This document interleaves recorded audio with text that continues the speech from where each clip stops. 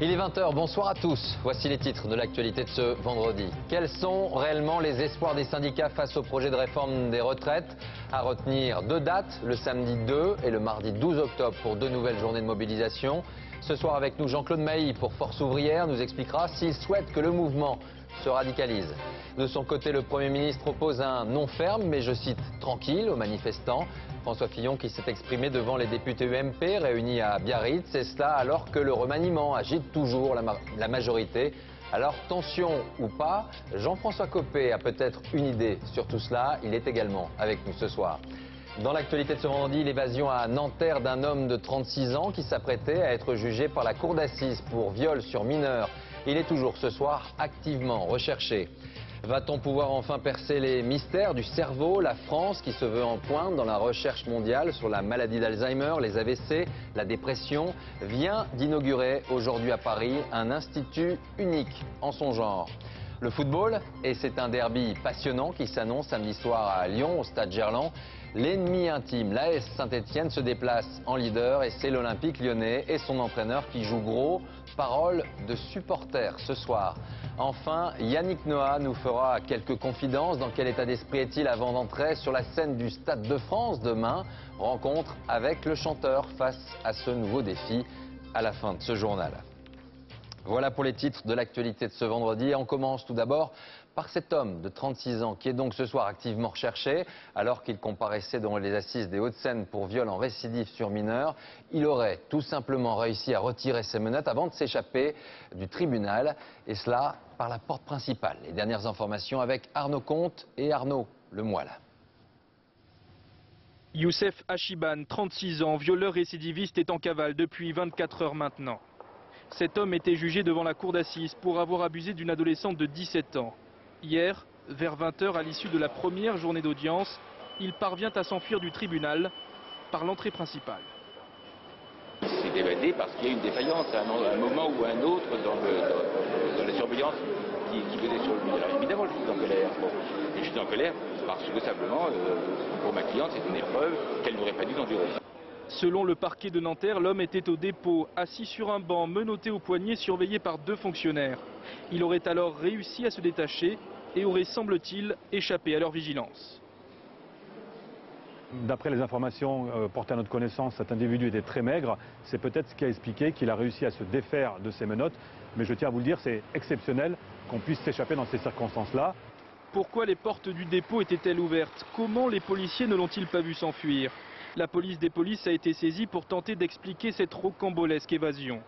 Ce soir, le fugitif est lui toujours activement recherché, un homme considéré comme dangereux, déjà condamné une première fois en 2004 pour un viol sur mineur. Malgré l'absence de Youssef Hachiban, la cour d'assises des Hauts-de-Seine a ce soir rendu son verdict. 18 ans de réclusion criminelle, une peine par défaut, car si le violeur actuellement en cavale venait à être retrouvé, il serait alors rejugé lors d'un nouveau procès. Autre affaire du jour, ce braquage à main armée cet après-midi, braquage d'un bureau de change en plein cœur de Lyon, près de la mairie. 4 hommes équipés de fusils d'assaut ont quitté les lieux avec au moins 3 sacs et ils ont ensuite pris en otage un jeune homme. Sur place, Benoît Gadret, Philippe Évêque. Un braquage en pleine journée, dans le centre de Lyon, à une heure de forte affluence. Cette fois-ci, c'est un agent de change qui était visé. Ils sont garés face à nous, comme ça. Et je ne sais plus si c'était 4 ou 5, mais il y en a tous un qui a pris le poste sur le toit de la voiture avec une arme de guerre apparemment, qui a fait le sniper qui guettait un peu partout. Pour entrer dans le bureau de change, les braqueurs ont utilisé une disqueuse, un mode opératoire désormais classique. À l'intérieur, ils se sont emparés de 100 000 € en espèces et 300 grammes d'or. Ils ont pris 3 sacs, ils ont mis dans le coffre, ils ont emmené une personne dans le coffre. Et après, voilà, ils ont tiré en l'air et ils sont partis. L'otage, un jeune qui passait dans la rue, a été relâché quelques centaines de mètres plus loin. Dans sa fuite, le commando, gêné par cette voiture, n'a pas hésité à tirer sur le conducteur. Par chance, il n'a été que très légèrement blessé au mollet. 1 heure plus tard, les enquêteurs ont retrouvé le véhicule des braqueurs entièrement calciné dans cette petite rue du quartier de la Croix-Rousse. Ce braquage est le dernier d'une longue série. Depuis 1 an, une douzaine de bijoutiers, fabricants de bijoux, agents de change ont fait l'objet de vols à main armée. Des braquages avec fusils d'assaut de plus en plus violents. Il faut donc retenir 2 dates dans l'agenda du mois d'octobre. L'intersyndicale avait promis une suite au mouvement contre la réforme des retraites. Eh bien, le samedi 2 octobre et le mardi 12 seront 2 nouvelles journées de mobilisation. Reste maintenant à savoir ce que souhaitent réellement obtenir les syndicats. Sont-ils tous sur la même ligne entre amendement ou rejet pur et simple du projet? On fera le point avec Jean-Claude Mailly dans un instant. Mais avant cela, le calendrier avec Sophie Brune et Arnaud Jacques.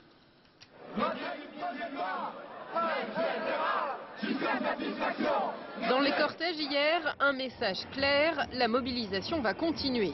Pour passer à la vitesse supérieure, les syndicats ont choisi de fixer un double rendez-vous, une nouvelle grève le 12 octobre, mais aussi des manifestations le 2 octobre.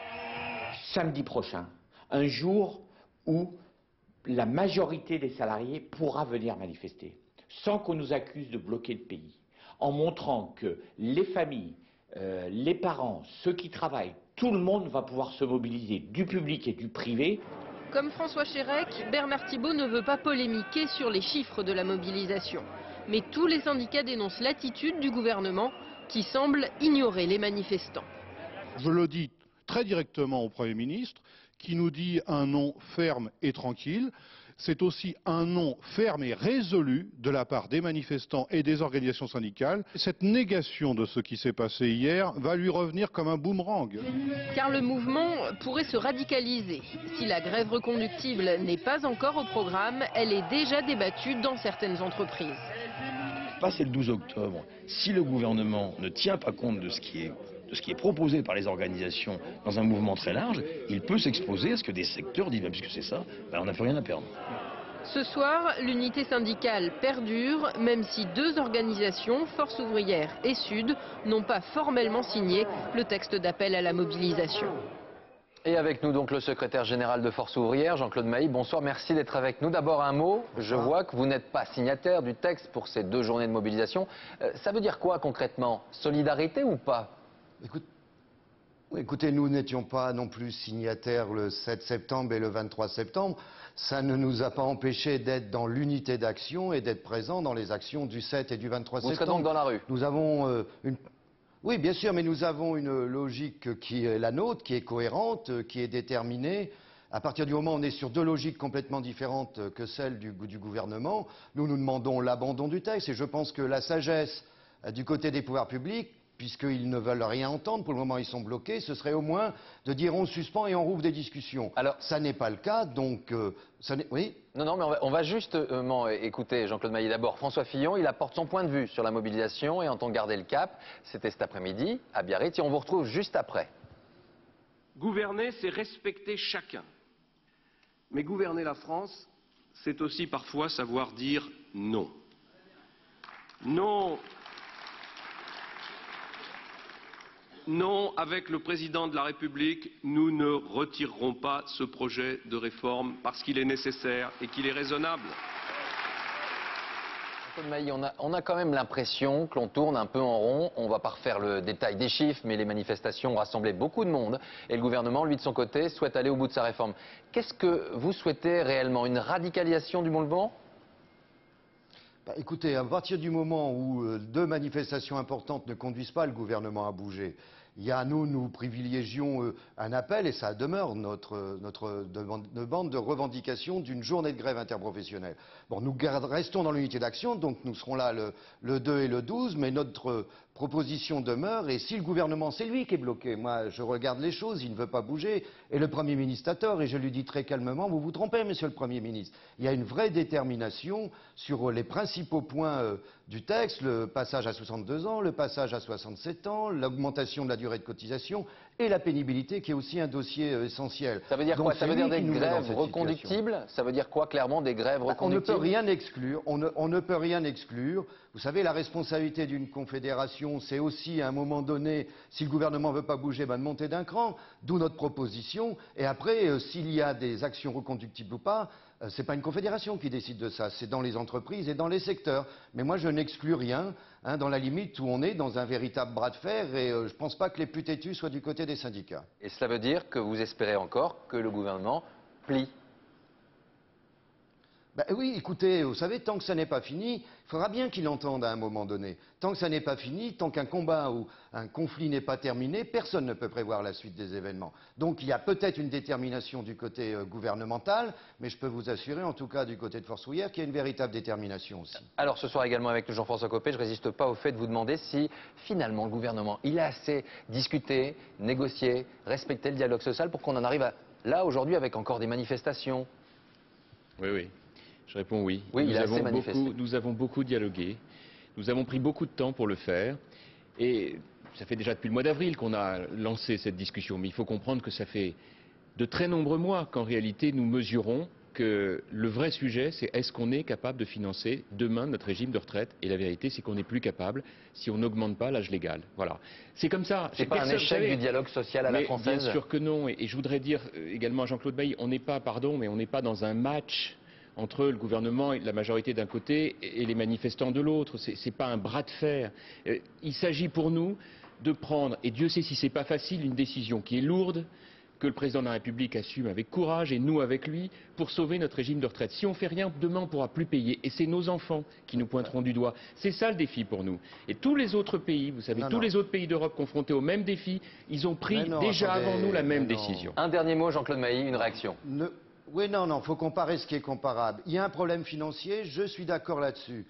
Seulement, nous le réglons sur l'aspect financier. Nous ne demandons pas aux salariés de payer les dégâts de la crise financière. Nous avons fait des propositions financières allant jusqu'à une réforme fiscale qui permettent effectivement de régler le problème financier, ce qu'au passage, le gouvernement ne fait pas, parce que moi je prétends et j'affirme qu'en 2018, le projet n'est pas équilibré, ce qui, vous l'avouerez, n'est pas facteur d'espoir pour les jeunes générations. Sauf que ça ne tient pas la route, parce que ça consiste en gros à augmenter de milliards et de milliards les impôts, et que si on le fait, c'est la porte ouverte à toutes les délocalisations. Non, on peut alors que la formule... Attendez, monsieur Maïs, pardon, mais l'intérêt du dialogue, c'est qu'on se soit écouté. Juste, c'est là-dessus, pour dire la chose suivante, ce que vous proposez, ce que propose le PS, c'est d'augmenter de près de 40 milliards d'euros les impôts, ça fait des délocalisations. La seule solution viable, tous les rapports d'experts l'ont montré, tous les pays d'Europe l'ont fait, c'est de relever l'âge légal de la retraite, parce qu'aujourd'hui, on n'a plus assez d'actifs pour payer pour les retraités, et c'est ça l'enjeu, voilà. Je préférerais proposer l'inverse, ce serait plus simple de proposer de travailler moins, mais il n'y a pas de solution, il n'y a aucun pays qui s'en sorte ainsi. Merci beaucoup, Jean-Claude Mailly. On ne va pas refaire le dialogue social ici sur ce plateau, mais en tout cas, il y avait une petite ébauche. Merci. Aura encore l'occasion. Vous aurez encore l'occasion. Merci à vous.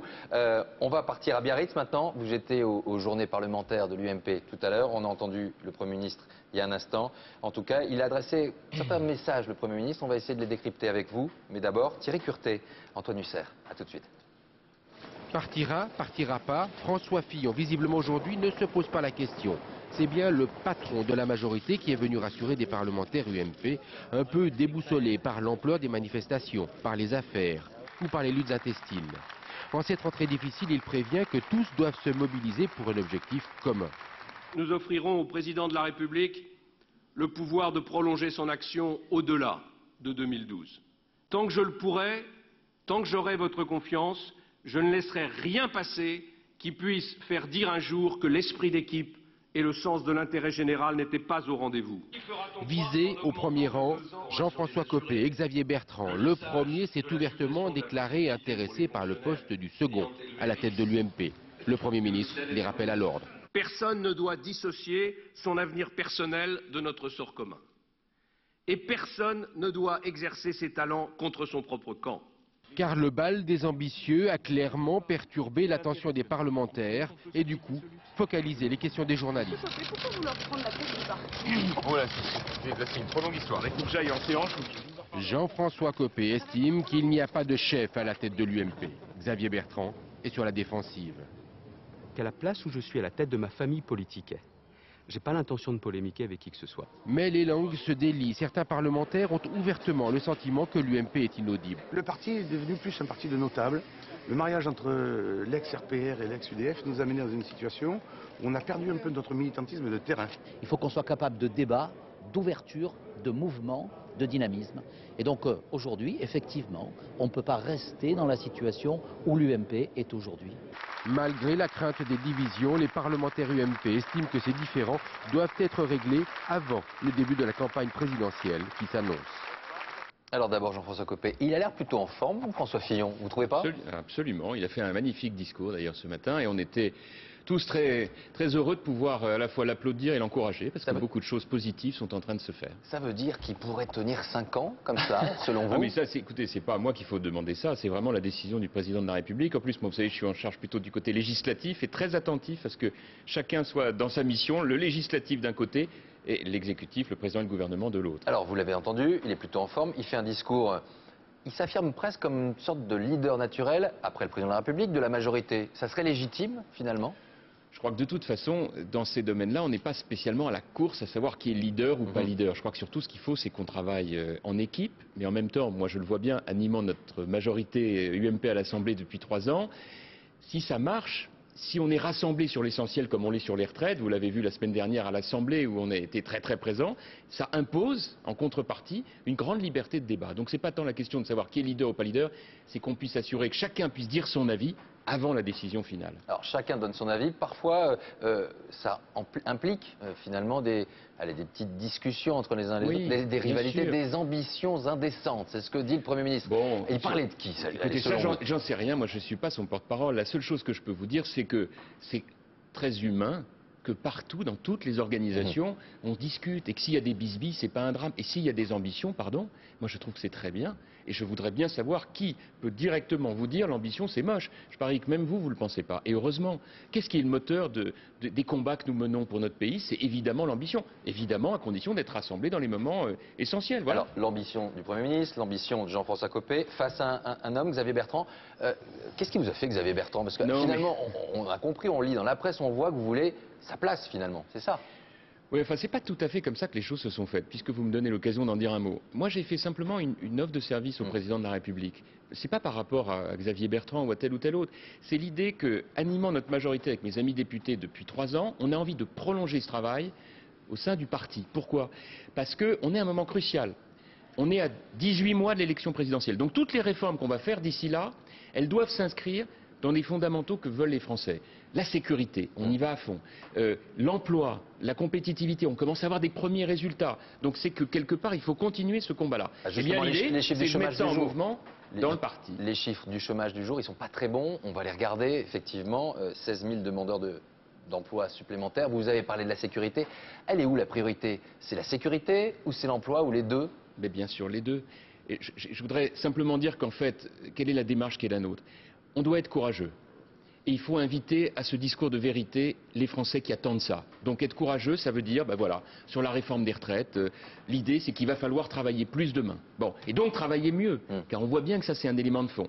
Il faut être rassemblé, c'est essentiel, et puis il faut être ouvert au monde. Le grand problème en France, c'est qu'on n'a pas... On ne dit pas suffisamment la chance qu'on a de vivre en France, là où on est plutôt protégé, accompagné, et que si on veut maintenir ce modèle, eh ben, il y aura quelques efforts à faire. Voilà. 2 questions rapides avec des réponses très très courtes. Il a bien fait, le président de la République, finalement, d'annoncer à l'avance un remaniement, oui ou non? Oh, écoutez, vous me demandez, je ne sais pas répondre à cette question. Je vous le dis franchement, c'est vraiment de sa responsabilité. De toute façon, chacun sait qu'on est à un moment clé et que quand il a dit qu'il souhaitait un peu changer les équipes, c'était pour se mettre en disposition de combat pour la suite. Si j'ai bien compris, Jean-François Copé, candidat plutôt à un poste de direction de l'UMP plutôt qu'à un poste de ministre? Vous ne savez pas répondre à cette question non plus? Si, celle-là, je peux vous y répondre plus aisément. C'est que, faisant cette offre de service pour le parti, c'est parce que pour moi, c'est un prolongement de ce qu'on fait à l'Assemblée nationale. Voilà. Et que pour le reste, je ne suis pas dans ça, vous l'avez compris. Merci beaucoup, Jean-François Copé. Vous voyez qu'on peut canaliser une ambition en montrant simplement là où on peut être le plus utile. Voilà. C'est ça aussi être collectif, finalement. Voilà, c'était le mot de la fin. Vous me l'avez soufflé. Oh non, pas du tout. Il faut être prudent, mais les propos sont bien sûr rassurants. En tout cas, il faut s'y attacher. Ce matin, le chef d'état-major des armées a publiquement apporté quelques éléments sur les conditions de détention de nos confrères Stéphane Taponnier et Hervé Guéquer. Celui-ci a évoqué une conversation téléphonique avec eux, mais également un espoir de libération raisonnable d'ici Noël. Décryptage de tout cela avec Gérard Grisbeck. 269 jours, presque 9 mois qu'Hervé Guéquer et Stéphane Taponnier sont otages en Afghanistan. C'est sur cette route au nord-est de Kaboul qu'ils ont été enlevés avec leurs 3 accompagnateurs afghans. Ce matin, le chef d'état-major des armées a donné des nouvelles rassurantes. On a pu leur parler au téléphone. Nous avons eu également d'autres preuves de vie qui montrent qu'ils tiennent courageusement le choc. Est-ce qu'on reverra libérer dans quelques semaines nos 2 amis? Disons par exemple avant Noël. C'est un espoir raisonnable, oui. Le canal de communication fonctionne bien, je vous l'ai dit. c'est donc qu'on peut négocier.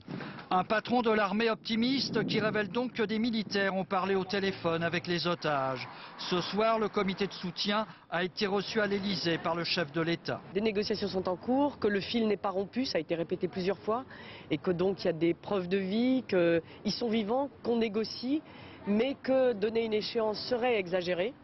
Le comité de soutien, les familles, restent bien sûr mobilisés pour obtenir le retour au plus vite des journalistes de France 3.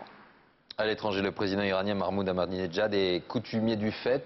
Il aime les provocations et cette fois, la dernière en date s'est déroulée à la tribune de l'ONU. Celui-ci a affirmé la nuit dernière que les attentats du 11 septembre avaient été orchestrés par les États-Unis. Les délégations européennes et américaines ont choisi de quitter la séance. Des déclarations très vite qualifiées d'haineuses et d'inexcusables par le président Barack Obama lors d'un entretien à la BBC. Le président américain qui est à la tribune de l'ONU a de son côté plaidé pour que l'an prochain les Nations Unies puissent accueillir un nouveau membre, un État palestinien indépendant. Fin de citation. On reste aux États-Unis où Teresa Lewis, américaine de 41 ans souffrant de déficience mentale, a été exécutée hier soir par injection mortelle en Virginie. Elle avait été condamnée pour avoir commandité le meurtre de son mari et de son beau-fils. Il s'agit de la première femme condamnée à mort dans cet État depuis 1912. On part maintenant en Angleterre avec le Parti travailliste qui doit se trouver un nouveau leader 5 mois après sa défaite aux élections et le départ de Gordon Brown. L'issue du vote sera connue ce samedi et l'originalité de ce scrutin tient dans la présence parmi les candidats de 2 frères, David et Ed Miliband, ont la même ambition mais n'incarnent pas le même héritage. Un fauteuil pour 2, reportage signé Jacques Cardoz et Stéphane Guillemot. Quelle est la différence entre les frères Miliband? Physiquement, aucune. Mais n'allez pas croire qu'ils sont interchangeables. Voici Ed, le petit frère, celui qui remplit les salles, le plus à gauche, celui qui ose parler d'un salaire minimum en Grande-Bretagne, presque une idée révolutionnaire. Sur les petits salaires, les inégalités, l'accès à l'école, on doit changer, aller plus loin.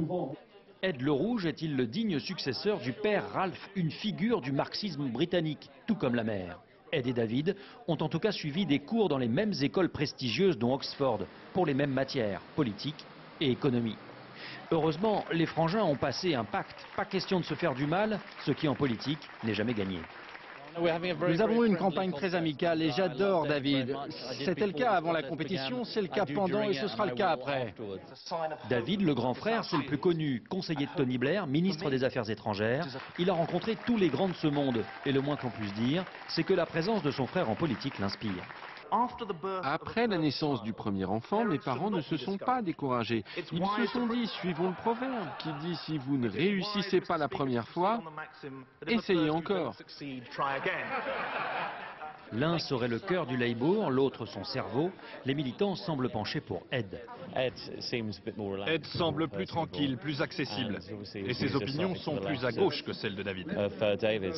Je crois qu'il a des idées plus intéressantes, plus nouvelles. En fait, il y a plus de changements que David.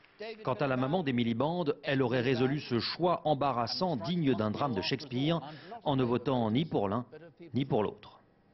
Il est 20h21 à suivre. Dans un instant, la recherche scientifique rêve de découvrir les secrets du cerveau. Elle a inauguré aujourd'hui un institut unique au monde et il est à Paris. Le sport avec un derby de toutes les passions. Demain au stade Gerland, Lyon reçoit Saint-Etienne. Mais il y a une nouveauté. Cette fois, les leaders de la Ligue 1, ce sont les Verts. Enfin, Yannick Noah est-il anxieux ou plutôt tout simplement heureux à la veille de son concert au Stade de France? Eh bien, vous l'entendrez, interview et musique à suivre. Mais avant cela, les opérateurs de téléphonie mobile français viennent de faire un pas en direction des consommateurs, mais un petit pas seulement selon les spécialistes.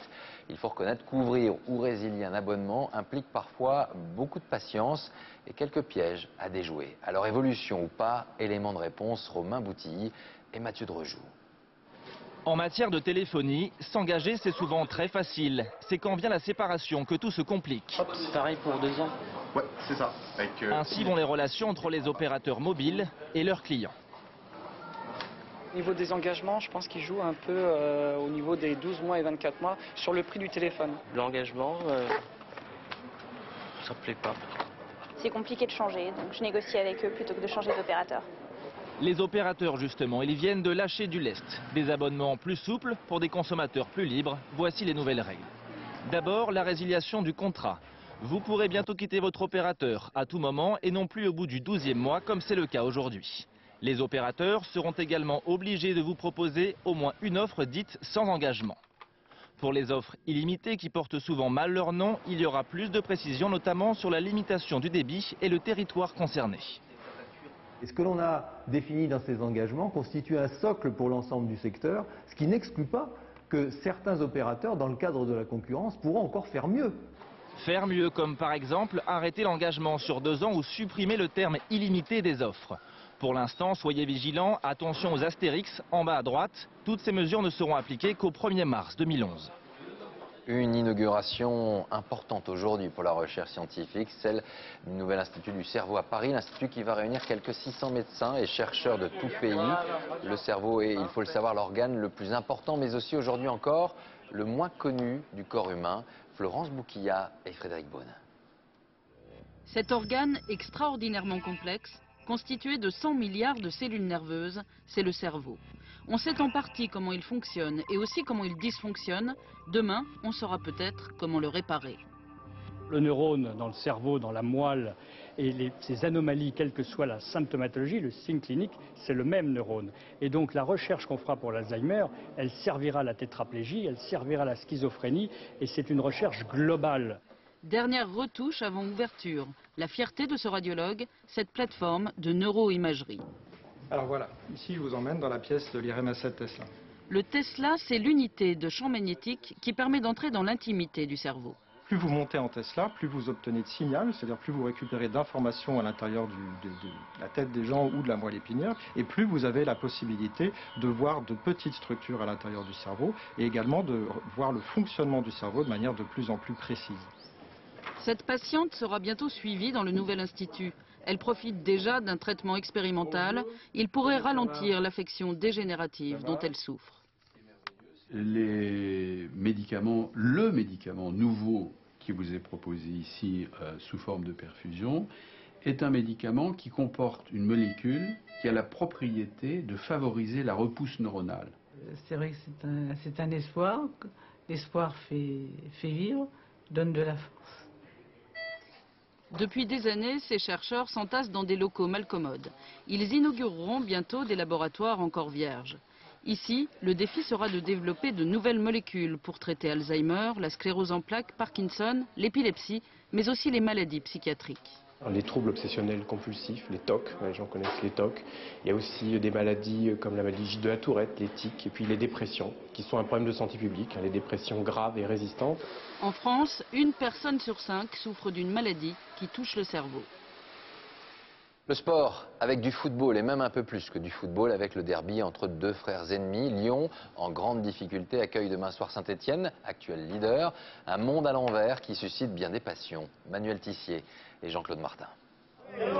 Les anciens ont le sourire en bandoulière. Aux abords du stade de Saint-Etienne, le goût du derby face à Lyon pimente les parties de pétanque. Pour la première fois depuis 28 ans, les Stéphanois sont leaders du championnat. On a un haut le cœur quand on n'a pas l'habitude, puisque les 2 dernières années, on était 17e. On va à Lyon pour gagner. Vous prenez pas à rêver, là, à la veille du derby? Ah bah si. Si. Moi, je pense qu'ils vont faire un beau match. En ce début de saison, les Verts marchent sur l'eau, effectivement. Mercredi, en Coupe de la Ligue, ils ont remporté leur 4e victoire consécutive. Saint-Etienne arrive à Lyon en leader, avec un parfum de nostalgie pour les supporters.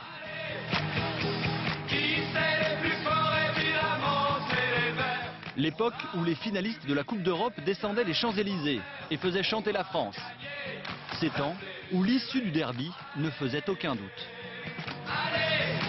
Lyon est la grande ville, mais pour le football, ça reste la banlieue de Saint-Etienne. Un derby, c'est une question de suprématie régionale. On ne peut pas dire que ce soit un match comme les autres, non, sûrement pas. Mais depuis 10 ans, Saint-Etienne subit les fêtes de la place des terreaux. 7 titres consécutifs pour l'OL. L'heure de la revanche a peut-être sonné. Pour ce 100e derby, Lyon est au plus mal. 17e du classement, une seule victoire et un entraîneur sur un siège éjectable. L'entraîneur, il est en sursis dès qu'il signe son contrat. Donc une fois qu'on a accepté ce genre de choses, on n'y pense plus. Saint-Etienne n'a plus gagné un derby depuis 16 ans. En cas de victoire, les Verts plongeraient aussi les Lyonnais en pleine crise. Double plaisir. Il a toujours aimé les défis et en voici un de plus. Yannick Noah sera demain au Stade de France, sur scène devant 80 000 spectateurs. Finalement, le chanteur a presque fait oublier pour toute une génération qu'il a été, avant la musique, un grand joueur de tennis. Posez la question à un ado dans la rue, vous connaissez Yannick Noah? Oui, bien sûr, c'est le chanteur. Nicolas Le Marinier et Marie Cros l'ont rencontré. Dernier moment d'intimité avant le Stade de France.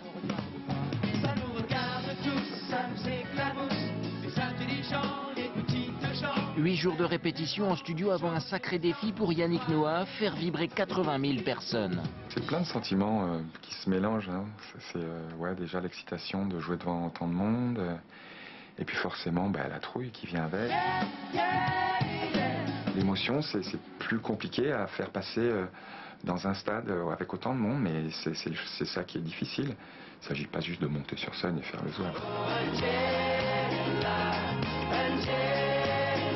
Le track du débutant, un comble pour l'homme de tous les records. Son nouvel album, numéro 1 des ventes depuis un mois. Cela fait 6 ans qu'il est la personnalité préférée des Français.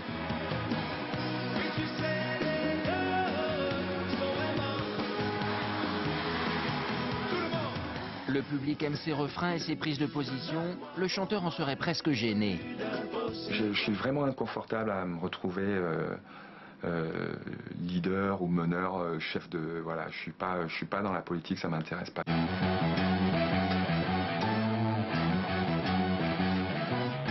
Mis à part une tournée dans les prisons au printemps dernier, cela faisait 2 ans et demi que Yannick Noah n'était pas remonté sur scène.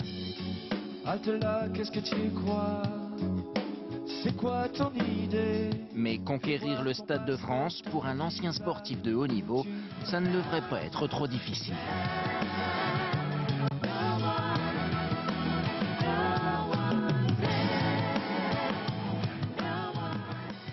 Yannick Noah au Stade de France demain soir. Voilà, avant de se quitter, je vous rappelle l'une des informations de ce vendredi. Ce sont les 2 nouvelles dates de manifestation contre la réforme des retraites. 2 journées de mobilisation, les samedis 2 et mardi 12 octobre prochain. Face à la détermination du gouvernement ce soir, sur notre antenne, Jean-Claude Mailly pour Force Ouvrière n'exclut pas un durcissement du conflit. Voilà, fin de ce journal. Dans un instant, la météo, Laurent Romeshko, puis vos séries Boulevard du Palais et Avocats et Associés. J'aurai le plaisir de vous retrouver demain, dès 13h pour l'information, à 13h15 pour le magazine. Bon début de week-end, merci de nous avoir suivis et à demain.